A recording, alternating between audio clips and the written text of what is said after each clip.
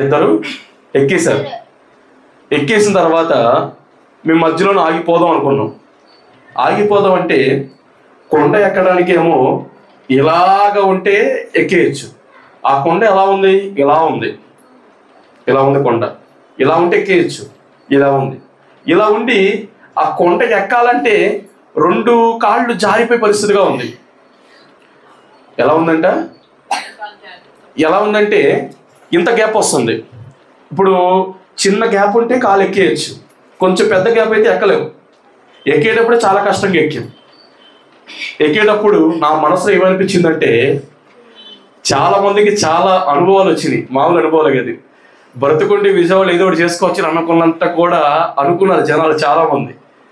చెప్పాలంటే కిందకు దిగుతామా అనిపించింది నాకైతే. ఏమనిపించింది తెలుసా?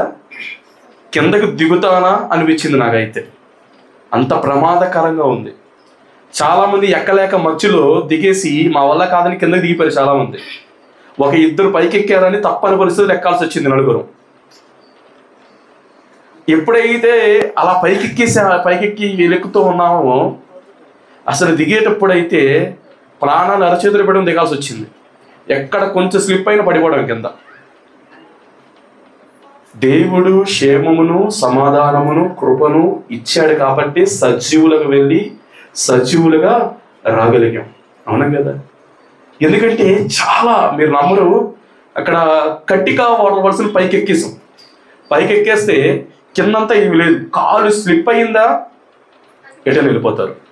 కానీ మనం ఎక్కడికి వెళ్ళినా, ఎటు వెళ్ళినా ప్రకృతిని దేవుడు ఆస్వాదించమన్నాడు. ఇది లోకం కాదు, అది ప్రకృతి. ఆస్వాదించమన్నాడు. ఇలా వెళ్ళినప్పుడు మనకి క్షేమము ఎక్కడ దొరుకుతుంది అంటే దేవుడి దగ్గర మాత్రమే దొరుకుతుంది. అవునే కదా? దేవుడు మహాకృపను బట్టి మనకి బయటకు వచ్చాం. హల్లెలూయా, హల్లెలూయా. దేవుడి సాక్ష్యాన్ని దీవించును గాక. హల్లెలూయా. మంచిది. అందరికి పేరు పైన వందనాలు. చిన్న వాక్యం ధ్యానం చేసుకుందాం. నిన్నటి దినమున ఒక వాక్యం ధ్యానం చేస్తాం. ఏ వాక్యం చెప్పండి? నేను ఏం చెప్పాను చెప్పండి.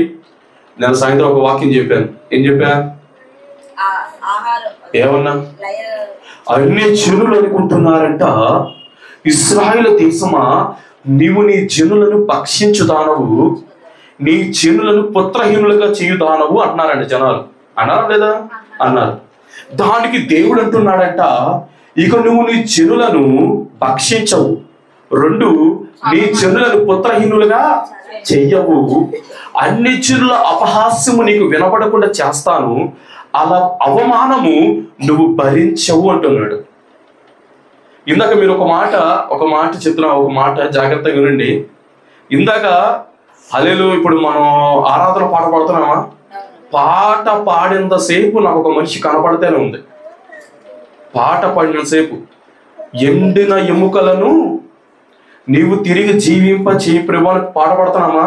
ఈ పాట పాడినప్పుడు, పాట స్టార్ట్ చేసినమ్మని నాకు ఎవరు కనపడుతున్నారు తెలుసు? ఇక్కడ జ్యోతి కనపడుతుంది. మిగతా మనుషులు ఎవ్వరు నాకు కనిపించట్లేదు. కానీ తప్పట్లు కొడుతూ, ఇక్కడ లేదు ఆరాధన పాటలు, కానీ తప్పట్లు కొడుతూ నాకు కనిపిస్తుంది. నాకు ఎండిన ఎముకల్లో కనబడింది, శరీర క్రియల్లో కనబడింది. 3 ఇంకేం చెప్పాను? ఆత్మీయ వరములు కుమ్మరించు ప్రమాణ విషయంలో కూడా ఒకటే కనపడుతుంది కళ్ళు మూసుకుంటే. హల్లెలూయా. దేవుడి ఆశీర్వాదము, దేవుడి ఆత్మ, దేవుని కృప ఎవరి మీదకి ఎప్పుడు ఎలా వస్తుంది ఎవరు కూడా చెప్పలేము, ఎవరు కూడా ఊహించలేము. అవునా కదా? ఎలాంటి వారైనా సరే దేవుడు తన ఆత్మతో నింపేస్తాడు. నింపుతాడా? ఖచ్చితంగా నింపుతాడు. హల్లెలూయా, హల్లెలూయా. అంటే ప్రాముఖ్యంగా ఆ దేశం గురించి జనులు చెప్పుకుంటున్న మాట, భక్షించుదానవు, నీవు నీ జనులను పుత్రహీనులుగా చేస్తావు అని చెప్పుకున్నాం. వాళ్ళు చెప్తున్నారు, దేవుడు ఏమంటున్నాడు? నువ్వు భక్షించవు, 2 పుత్రహీనులుగా చెయ్యవు, 3 అపహాస్యము నీకు వినపడదు. అపహాస్యము అంటే నీ గురించి ఎవరైతే అపహాస్యం చేస్తున్నారో అవి నీకు వినపడవు. 2 వారి అవమానం నువ్వు ఇంకా. చాలా మంది అనుకుంటున్నారు ఇవన్నీ జరగడం వలన ఎవరి కారణం అంటే ఇశ్రాయేలు ప్రజలే కారణం. 4 కారణాలు చెప్పా. మొట్టమొదటి కారణం ఏంటంటే చెప్పండి? వారు ఎక్కడికి వెళ్ళినా, ఎటు వెళ్ళినా అపవిత్రతను మాత్రం విడిచిపెట్టలేదు. 2 దేవుడికి మహిమకరంగా బ్రతకవలసిన వారు దేవుడికి అవమానకరంగా బ్రతుకుతున్నారు. 3 దుష్క్రియల చేత దుష్ప్రవర్తన చేత దేశమును పాడు చేశారు. 4 నరహత్య చేత విగ్రహాలు పెట్టుకోవడం దేశమును అపవిత్ర. అందుకని దేవుడి కోపాగ్ని రగిలింది అంటున్నాడు. మరలా దేవుడే ఉన్నాడు, నీ నిమిత్తం కాదు కానీ నా నామము నిమిత్తం నిన్ను బాగు చేస్తానంటున్నాడు దేవుడు. నా నామం నిమిత్తం నీ కృపనిస్తున్నాను అంటున్నాడు. నా నామం నిమిత్తం నేను లేపుతాను అంటున్నాడు దేవుడు. హల్లెలూయా, హల్లెలూయా. అవునా కదా? ఏమన్నాడు చెప్పండి? ఫస్ట్ మాట ఏమన్నాడంట? నా రోషాగ్నితో నేను యథార్థముగా ఏంటి ఇటు కూర్చోవచ్చు, నువ్వు ఇటు వచ్చే నా పక్కన కూర్చోవచ్చు, ఈ చాక్లెట్ ఇస్తూ కూర్చో, అడుగుచ్చు. నా రోషాగ్నితో నేను ప్రమాణము చేస్తున్నాను అన్నాడు. 2 ఏమన్నాడు? నా రోషాగ్ని కోపముతో ప్రమాణం చేస్తాడు. 3 ఏమన్నాడు తెలుసా? మాట ఇచ్చాను 2 సార్లు అన్నాడు. 3 ప్రమాణం చేశాను అన్నాడు. హల్లెలూయా. నిన్న తేడా చెప్పాను, ఇది చూడండి. నిన్న తేడా చెప్పాను. మాట ఇవ్వడం వేరు, ప్రమాణం చేయడం వేరు. పెళ్ళిలో ఏం చేస్తారని చెప్పాను? ప్రమాణం చేస్తారు. మాట ఇమ్మని చెప్పరు, ప్రమాణం చేస్తారు. హల్లెలూయా. దేవుడు కూడా ప్రమాణం చేస్తున్నాడు. ఏం ప్రమాణము? ఆ మాట చెప్పి మన వాక్యం కదా, ఏం ప్రమాణం చేస్తా చెప్పాను? నేను చెయ్యబోవు దానిని చెయ్యుదును. చెప్పండి ఏంటంట? నేను చెయ్యబోవు దానిని. దేవుడు ఏమైతే నీ జీవితంలో చేస్తానంటున్నాడో అవి ఖచ్చితంగా చేస్తాడు. హల్లెలూయా. ఆ వాక్యం గురించి సాయంత్రం మనం మాట్లాడుకుందాం. ఇవాళ దేవుడు ప్రార్థన చేసుకుంటే ఏ వాక్యం చెప్పమన్నాడంటే మారు మనసు. చెప్పండి ఏంటంటే ఇది మారు మనసు. ఎందుకని దేవుడు మారు మనసు గురించి చెప్పమన్నాడంటే ఒక మాట చూడండి. మత్తయి సువార్త 3వ అధ్యాయం 5వ వచనం. ఫాస్ట్ వర్త కొన్ని వచనాలు.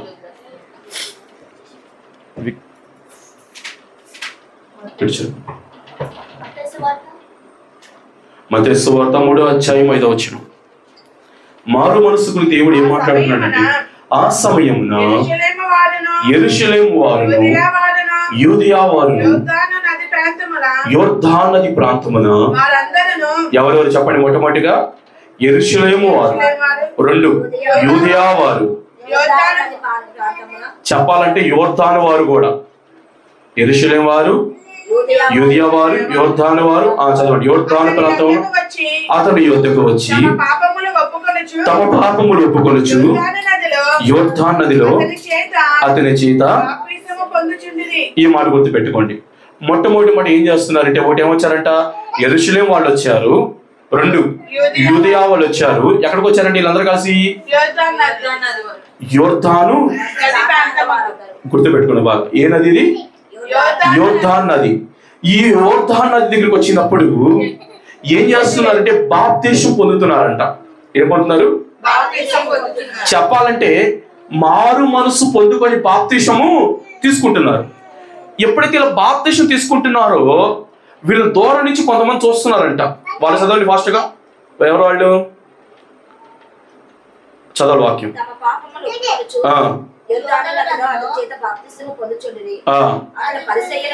అతడు పరిసయ్యులను సద్దుకైలోను అనేకులు పొందువచ్చుట చూచి ఏమన్నాడు చెప్పండి? సర్ప సంతానమా, రాబో ఉగ్రతను తప్పించుకొనుటకు మీకు బుద్ధి చెప్పిన వాడు. 2 మాట్లాడేది సార్. ఏమని చెప్పండి? సర్ప సంతానమా, రాబోవు ఉగ్రతను తప్పించుకొనుటకు నీకు బుద్ధి చెప్పిన వాడు ఎవడు? అవునా కదా? ఈ మాట గుర్తు పెట్టుకోండి. ఏమన్నాడు చెప్పండి? మొట్టమొదటి మాట ఏమన్నాడంటే సర్పము అంటే ఏంటంట? పాము. ఇప్పుడు నువ్వు వెళ్తావమ్మా, నువ్వు ఇప్పుడు చెప్పాలంటే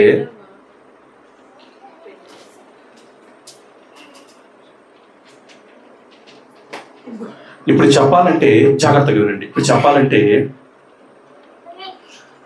ఆ కాలంలో 5 జాతుల వాళ్ళు ఉండేవాళ్ళంట. ఎన్ని జాతులు? 1 సద్దుకాయులు, 2 పరిసయ్యులు. చెప్పండి. మొట్టమొదటి మాట ఏంటంట? సద్దుకాయులు, 2 పరిసయ్యులు, 3 హేరోదీయులు. సద్దుకాయులు, పరిసయ్యులు, హేరోదీయులు, శాస్త్రులు. ఎవరిళ్ళు? శాస్త్రులు. చెప్పాలంటే 5వది జెలోతీయులు అంట. ఎవరిళ్ళు? జెలోతీయులు. చెప్పండి 5 పేర్లు ఏంటంట? గుర్తు పెట్టుకోవాలి. ఎందుకంటే ఎప్పుడైనా సరే ఎక్కడ అడిగినా మనం చెప్పాలి. యేసయ్య జీవించిన సంవత్సరములో నివసించిన తెగలు ఎంతమంది అంటే నువ్వు చెప్పగలగాలి. 5 తెగల వాళ్ళు ఉన్నారు.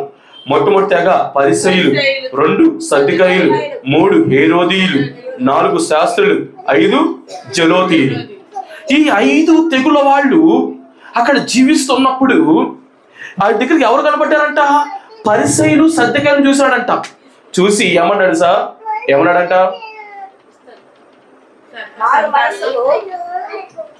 సర్ప సంతానమా, రాబో ఉగ్రతను తప్పించుకోవడం నీకు బుద్ధి చెప్పిన వాడు ఎవడు? అమ్మ బాగా వినండి. బాప్తిసం తీసుకుంటాక ఈ మాట చెప్పాడా?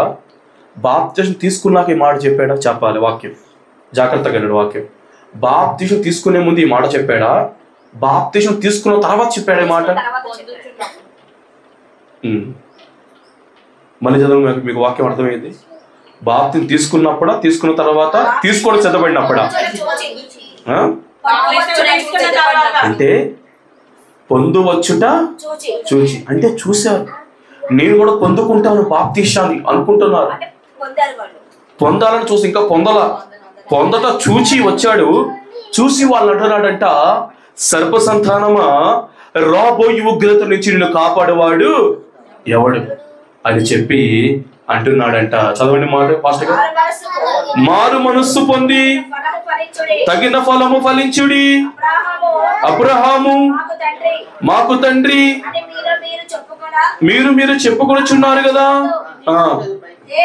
దేవుడు రాళ్ళ వలన అబ్రహామునకు పిల్లలను పుట్టింపగలడని మీతో చెప్పుచున్నాను. హల్లెలూయా, హల్లెలూయా.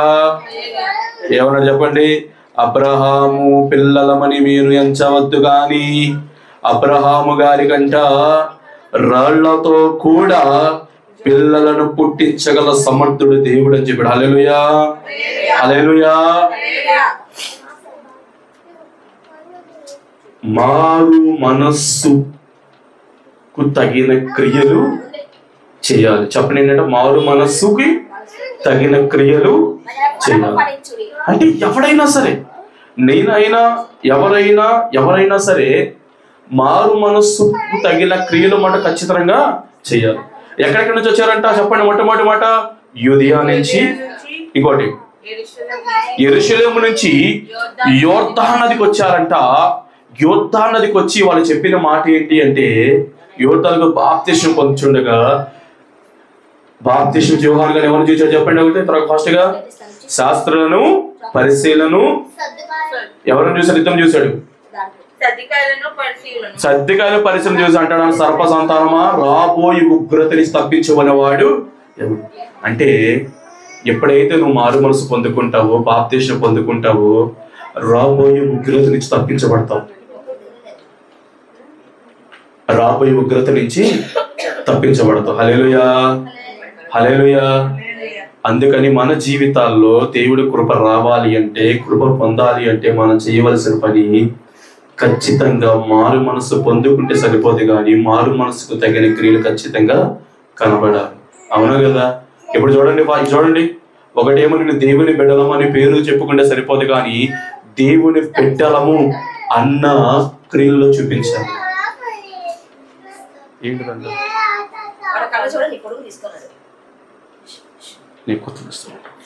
హల్లెలూయా, హల్లెలూయా. మారు మనసుగిన క్రియలు చేయాలంట. నిజంగా అలాంటి క్రియలు ఎప్పుడైతే నువ్వు చేయగలుగుతావో ఖచ్చితంగా దేవుడి కొరకు మన జీవితంలోకి వస్తుంది. హల్లెలూయా అన్నాడు. చూడు ఫాస్ట్ 10:3-10 త్వరగా తీయాలి. ఇప్పుడే గొడ్డలు చేట్ల వేరను ఉంచబడి ఉన్నది, మంచి ఫలములు ఫలింపని ప్రతి చెట్టు నరకబడి అగ్నిలో వేయబడిన. హల్లెలూయా, హల్లెలూయా. మంచి ఫలములు ఫలింపని మంచి ఫలములు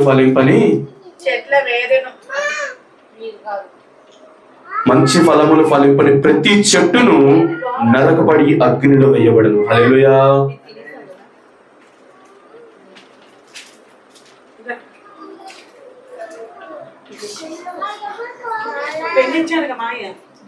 ప్రాముఖ్యంగా కొన్ని విషయాలు జ్ఞాపకం చేసుకుని ఫాస్ట్ చెప్పేస్తాను. మొట్టమొదటి మాట, మారు మనస్సు పొందితే సరిపోదు, మారు మనస్సుకు తగిన క్రియలు చేయాలి.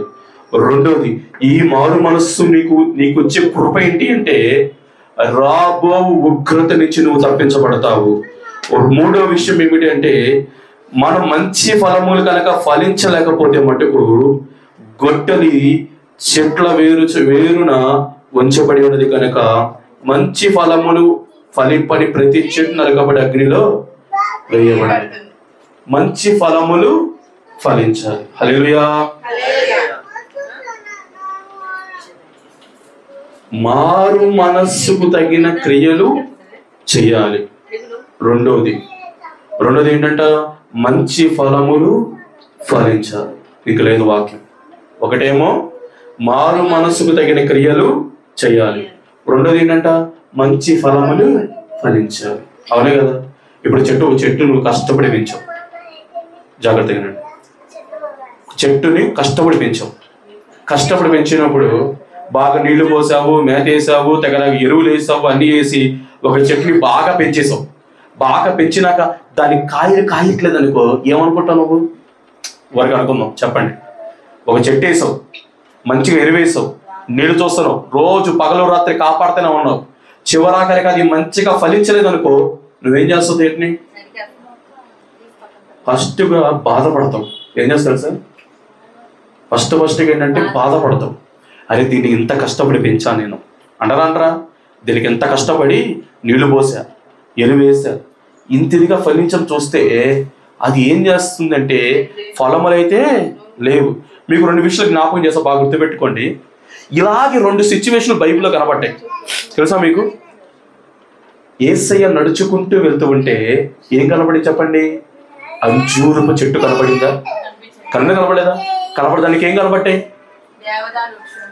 అంజూరపు చెట్టు కనబడింది. ఆ చెట్టుకి ఫలాలు ఉన్నాయి లేవా? దేవుడు ఏం చేశాడు? ఎండిపోను గాక అన్నాడు. ఎండిపోయిందా? ఎండిపోయింది. అంటే నిజంగా మన జీవితంలో దేవుడు ఇంత సమృద్ధమైన కృపను ఎందుకు ఇస్తున్నాడంటే, ఇదిగో నువ్వు మంచిగా ఫలించాలి, ప్రార్థన ద్వారా ఫలించాలి.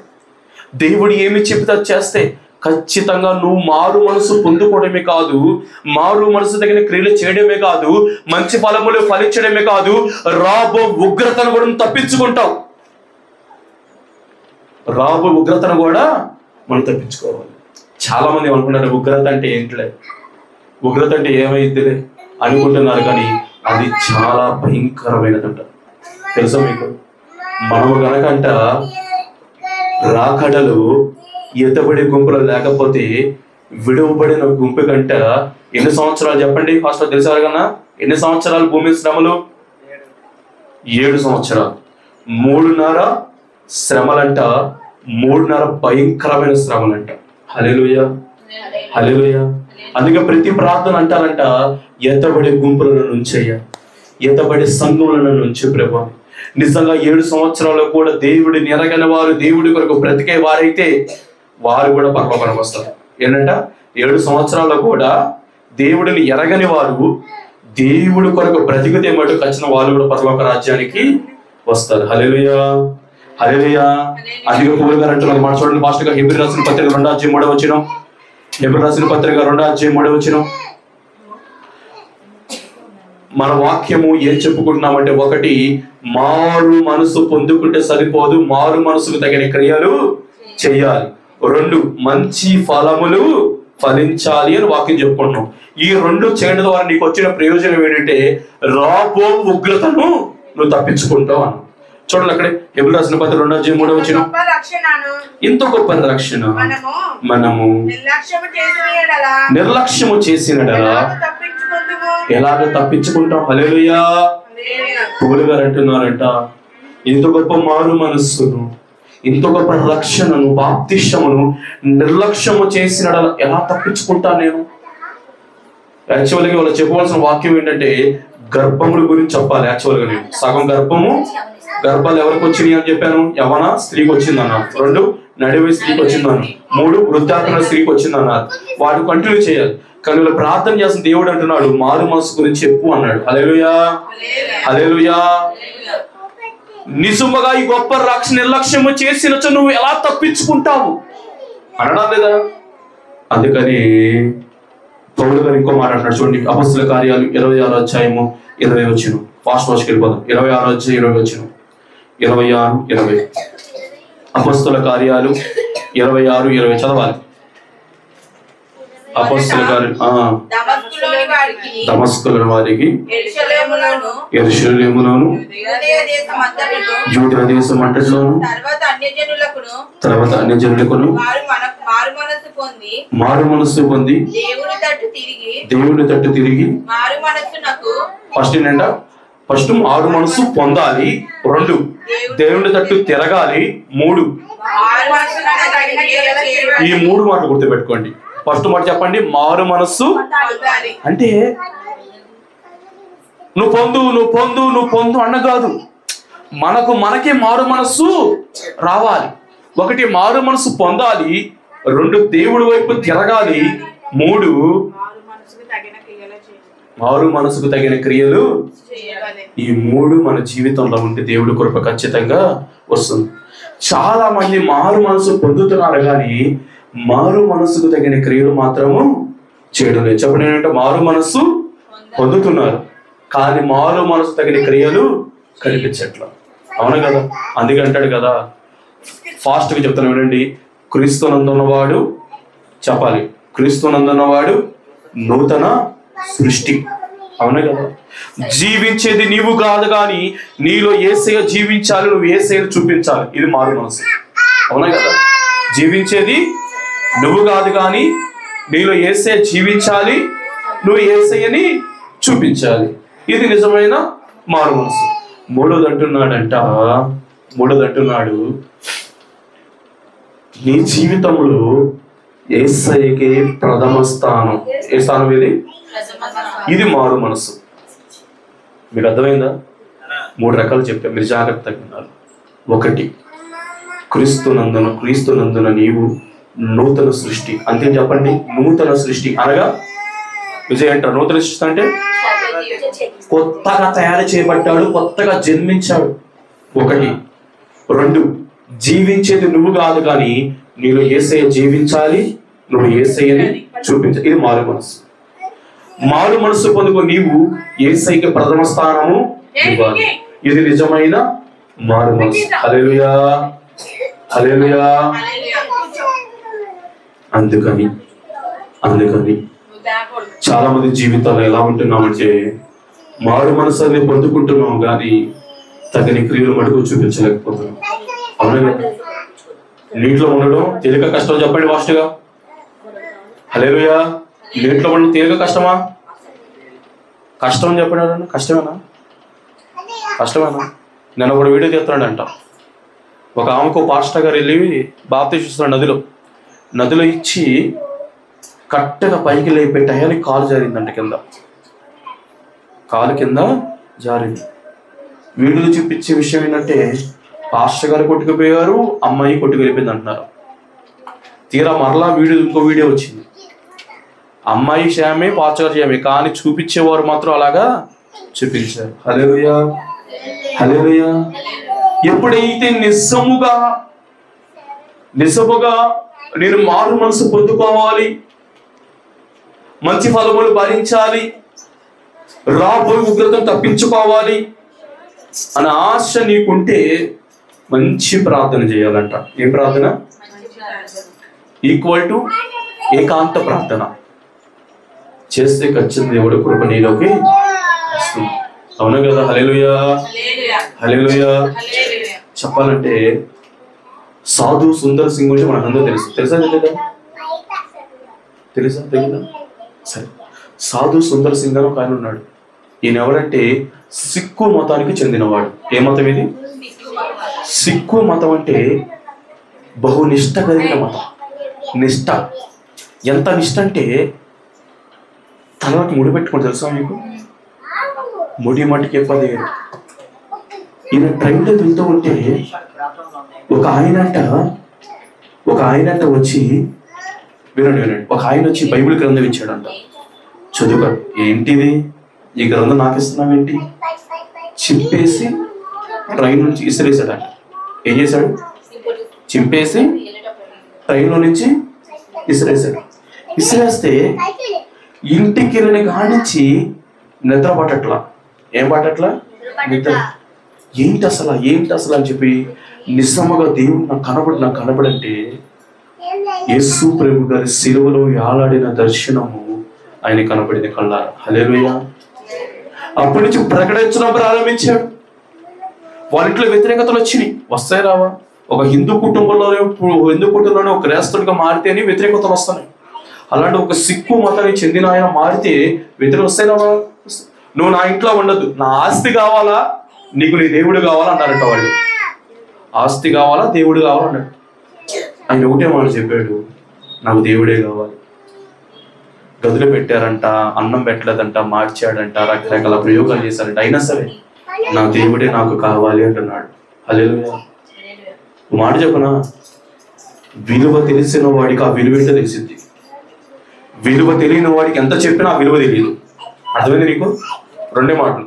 విలువ తెలిసిన వాడికి ఆ విలువ ఏంటో తెలిసింది. విలువ తెలియనోడికి నువ్వు ఎంత గొంతు అరిచి చెప్పినా సరే తెలిసిద్దా? తెలియదు. హల్లెలూయా, హల్లెలూయా.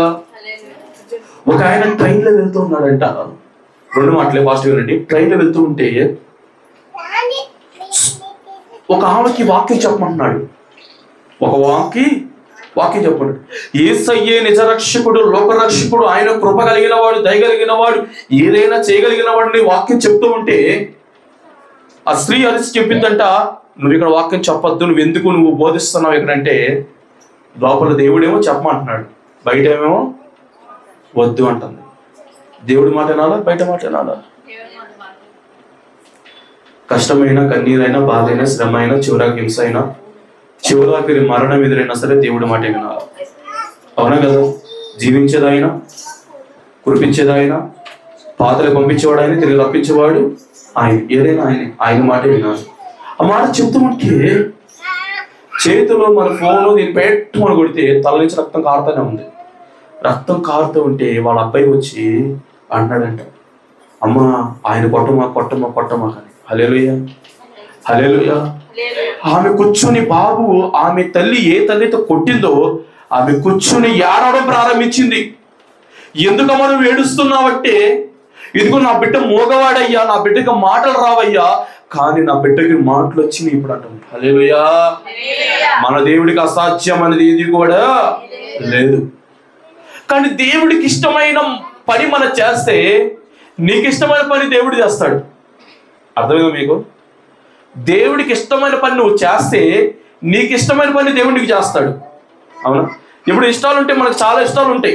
ఉండవా? నాకు ఇది కొనుక్కోవాలని, ఇది చేయాలి, అది చేయాలని మనకు చాలా ఇష్టాలు ఉన్నాయి. కానీ దేవుడు ఏమంటున్నాడు తెలుసా? నా ఇష్టాన్ని నెరవేర్చు ఫస్ట్, నా ఇష్టాన్ని. అవునా కదా?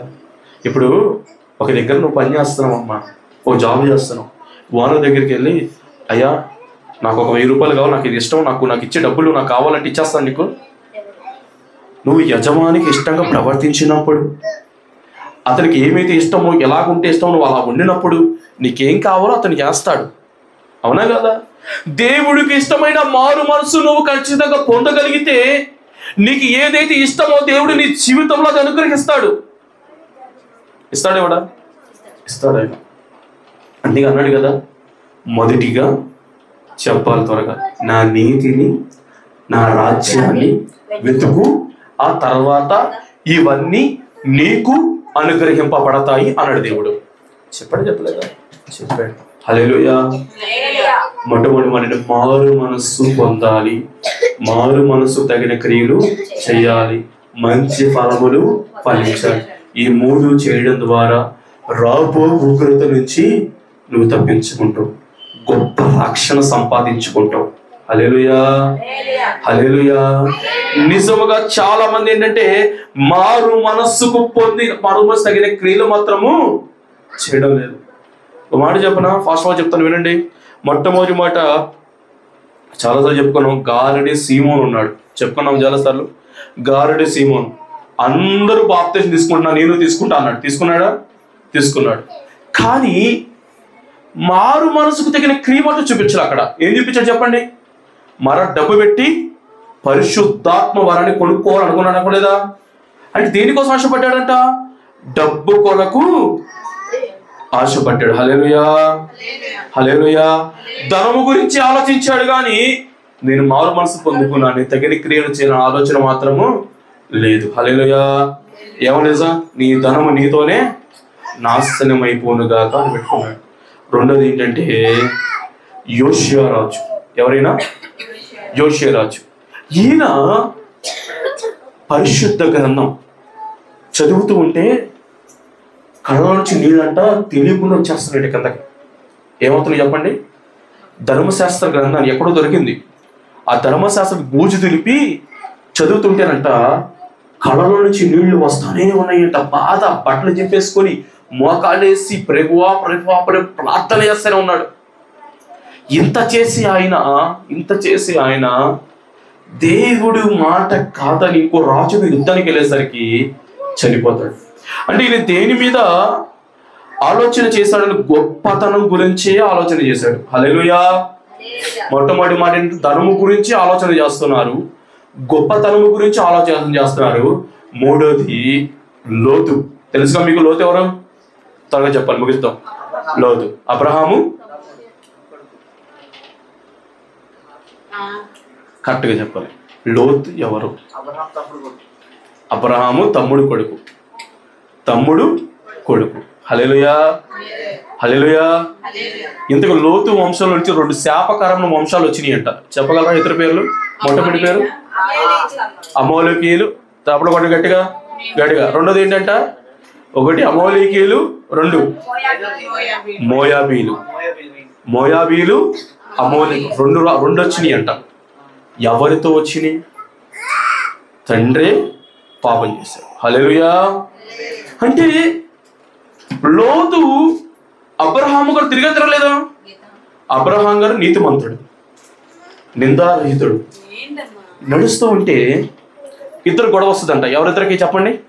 ఇద్దరు గొడవ వచ్చిందంట. ఎవరిద్దరికి? ఇద్దరు గొడవ వచ్చింది చెప్పనా? అబ్రహాం గారి పశువుల కాపర్లకి, లోతు పశువుల కాపర్లకి గొడవ వచ్చింది. ఇప్పుడు చాలా మంది కుటుంబాలు విడిపోవడం కారణం ఏంటంటే వాళ్ళు గొడవ వచ్చి విడిపోవట్లా, వాళ్ళ తరపున వచ్చిన వాళ్ళు గొడవ వచ్చి విడిపోతున్నారు జనాలు. ఎక్కడ తెలుసా మీకు? అబ్రహాము పశువుల కాపర్లు గొడవ వచ్చి లోతు పశువుల కాపర్లు గొడవ వస్తే ఇద్దరు అనుకున్నారంట, అయ్యా లోతు నీ దానికి నా దానికి వద్దు, నువ్వు ఒక వైపు వెళ్ళు, నేను ఒక వైపు వెళ్తాను అన్నాడు. అనగానే ఇద్దరు నడుచుకుంటూ వెళ్తుంటే లోతుని అంటాడు, సరే చిన్నవాడివి కదా, మొదటి నువ్వే కోరుకో, నీకేం కావాలని నేను నీకు వ్యతిరేకంగా వెళ్తాను అన్నాడు. అనగానే లోతు చుట్టూ చూశాడంట. ఒక పక్కనే కొండలు కనబడుతున్నాయి. ఏం కనబడుతున్నాయి? కొండలు. ఇంకో వైపు సుందరమైన ప్రాంతం కనబడుతుంది. చెప్పాలంటే యెహోవా తోటలా కనబడుతుందంట. ఏ తోటది? చాలా మంది దుష్టుడు ఏం చేస్తాడంటే శాపకరమైన కూడా నీ కళ్ళకి ఇది దేవుడు ఆశీర్వాదం చూపిస్తాడు. తెలుసా మీకు ఆ విషయం? అందుకే పౌలు గారు అంటారు కదా, సాతాను దేవదూత వేషం వేసుకొని వస్తున్నాడు అంటాడా? అంటే శాపకరమైంది కూడా లోతు కళ్ళకి సాతాను ఎలా చూపించిందంటే యెహోవా తోటలా కనబడిందంట. ఏ ప్రాంతం అది? సొదొమ గొమొర్రా ప్రాంతం. అవునా? అంటే లోతు దేని గురించి ఆలోచించాడు? లోకము గురించి ఆలోచన చేశాడు. హల్లెలూయా, హల్లెలూయా. చాలా మంది ఏంటంటే మారు మనసు పొందుకుంటున్నారు కానీ మారు మనసు తగిన క్రియలు మాత్రం చేయట్లా. 1 లోకం గురించి ఆలోచిస్తున్నారు, 2 ధనము గురించి ఆలోచిస్తున్నారు, 3 గొప్పతనం గురించి ఆలోచిస్తున్నారు కానీ దేవుడి గురించి మాత్రం ఆలోచన చేయండి. దేవుడి గురించి నువ్వు ఆలోచన చేస్తే నీ గురించి ఆలోచన దేవుడు చేస్తాడు. నీ ఆలోచన ఒక దగ్గరకు ఆగిపోద్ది, దేవుడు ఆలోచన ఎక్కడికో తీసుకెళ్తాడు. అర్థమైందా? నీ ఆలోచన అయితే ఇక్కడ ఆగిపోద్ది, దేవుడు ఆలోచన ఎక్కడికో తీసుకెళ్తుంది. అవును కదా? ఉదాహరణకు ఒక మాట చెప్పి ముగించేస్తారు ఫాస్ట్గా. దావీదు గారి గురించి మనకు తెలుసు. దావీదు గారు గొప్ప గొర్రెల కాపరి. తండ్రి వద్దన్నాడు. తెలుసా మీకు? తండ్రి చేత హీనపరచబడ్డాడు, అన్నల చేత హీనపరచబడ్డాడు. చెప్పాలంటే మామ చేత కూడా చెప్పాల మీకు, తండ్రి శత్రువు అయ్యాడు, అన్నదమ్ములు శత్రువు అయ్యారు, సొంత మామ కూతురిచ్చిన మామ శత్రువు అయ్యాడు, కొడుకులు శత్రువు అయ్యారు దావీదుకి. అవునా?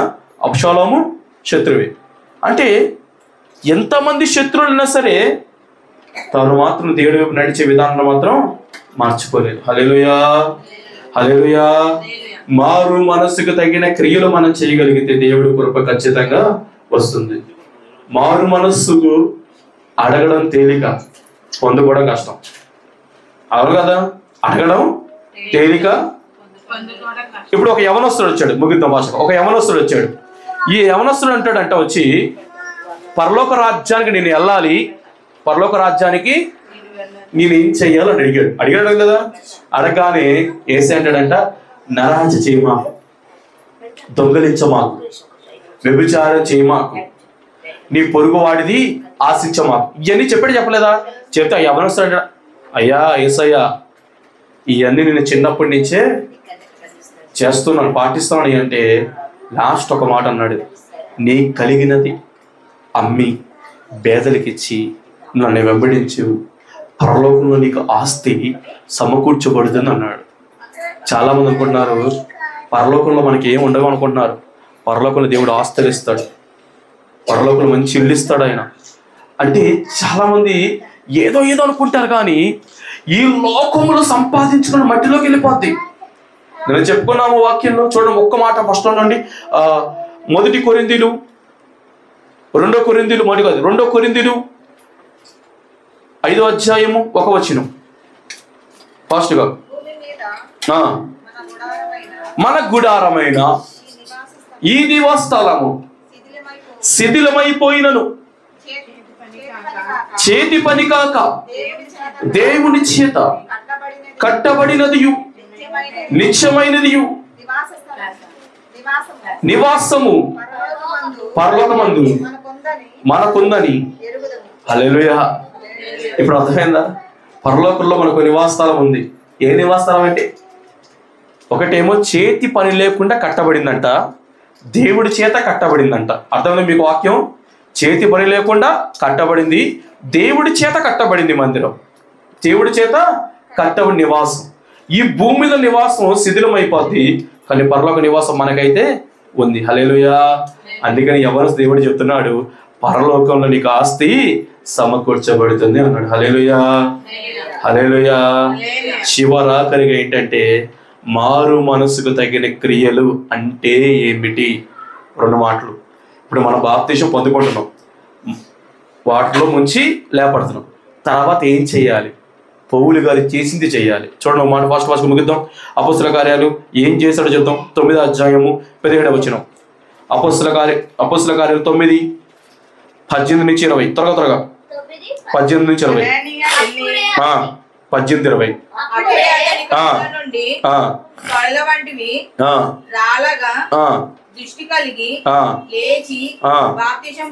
బాప్తిసం పొందెను, తర్వాత బలపడెను.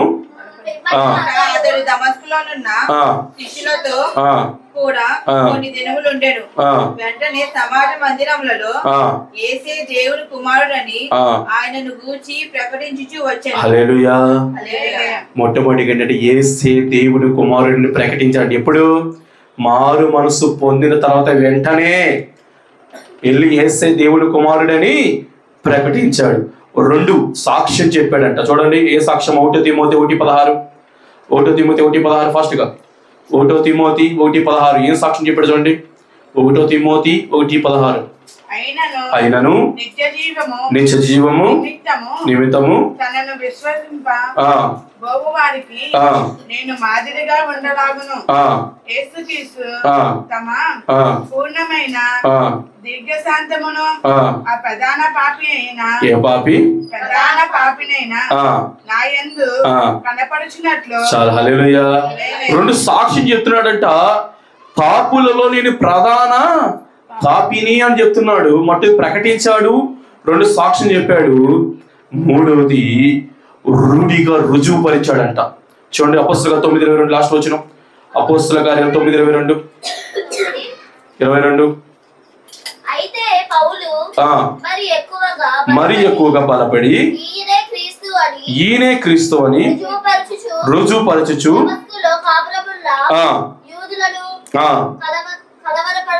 హల్లెలూయా. ఏం చెప్పనా? రుజువుపరచుచు అనేక మనస్సుల్లోకి దేవుని తీసుకెళ్ళాడంట. 1 ప్రకటించాడు, 2 సాక్ష్యం చెప్పాడు, 3 అనేక హృదయాలకు దేవుడిని తీసుకెళ్ళాడు. నువ్వు అనొచ్చు, యేసు ప్రభు గారిని వాళ్ళ హృదయం ఎలా తీసుకెళ్ళాడంటే, అక్కడ ఏం వాక్యం చెప్తుంది చూడండి. ఏమన్నాడంట? అని రుజువుపరచు దమస్కుల కాపురమున యూదులను నీ కలవరం ఎప్పుడు వస్తుంది చెప్పనా? నీ హృదయం నెమ్మది లేనప్పుడు కలవరం వస్తుంది. నీ మనసు ప్రశాంతంగా లేనప్పుడు కలవరం వస్తుంది. అవునా కదా? ఇప్పుడు యేసే దేవుడు కుమారుడు అని రుజువుపరచుచు ఉంటే అక్కడ కూర్చున్న వారందరూ కలవరపడ్డారంట. హల్లెలూయా, హల్లెలూయా. అంటే అనేక మనస్సులకు దేవుడు వెళ్ళాడు. 1 ప్రకటించాడు, 2 సాక్ష్యం చెప్పాడు, 3 హృదయంలోకి దేవుడిని తీసుకెళ్ళాడు. ఆమేన్. హల్లెలూయా, హల్లెలూయా. మారు మనసు పొందాలి, మారు మనసు తగిన క్రియలు చేయాలి, మంచి ఫలములు ఫలించాలి. ఇలా చేయడం వల్ల నీకు ప్రయోజనం ఏంటంటే, రాబో ఉగ్రతలు తప్పించుకుంటావు, గొప్ప రక్షణ సంపాదించుకుంటావు. చెప్పండి ఏంటంట? రాబో ఉగ్రతను తప్పించుకుంటావు, గొప్ప రక్షణ సంపాదించుకుంటావు. హల్లెలూయా, హల్లెలూయా. మారు మనసు పొందుకోండి, మారుసు తగిన క్రియలు చేయండి, మంచి ఫలం ఫలించండి, దేవుడి గొప్ప కృపను పొందుకోండి. దేవుడి వాక్కు స్థిరపరిచి బలపరిచి మన జీవితాల కార్యములు జరుగును గాక. చిన్న ప్రార్థన చేసుకుందాం. పరిశుద్ధుల ప్రేమ కలిగిన ప్రభువా, యేసయ్యా నీకు స్తోత్రం. గరుడ గొప్ప దేవుడా నీకు స్తోత్రం. మీరు చూపిన విధానం బట్టి, చేసిన విధానం బట్టి నీకు స్తోత్రం నాయనా. మంచి క్రియలు చేసేవారిగా, మారు మనసు పొందుకునేవారిగా, మీకు ఇష్టమైన బ్రతుకు సంపాదించుకునేవారిగా సహాయం చేయండి. మేము ఇష్టం మీద ఏమైతే చేస్తాం, మాకు ఇష్టమైన మా జీవితం మీద జరిగిస్తా అన్నారు. కృపతో సహాయం చేయండి. వచ్చిన ప్రతి బిడ్డను మీరు దీవించండి, ఆశీర్వదించండి, కృపతో నింపండి, ఆత్మతో నింపండి. తండ్రి నీకు స్తోత్రం. ఆ ఉగ్రతల దేవ, ఏ ఒక్క బిడ్డ ఉండకుండా మీరు సహాయం చేయమని నజరుడనే నామములో చిన్న ప్రార్థన మనవి అడిగి పొందుకున్నాము నా పరమ తండ్రి. ఆమేన్, ఆమేన్, ఆమేన్. కాళ్ళు పడుకుందాం. పాడ నువ్వు పాడము, పాడలేదుగా.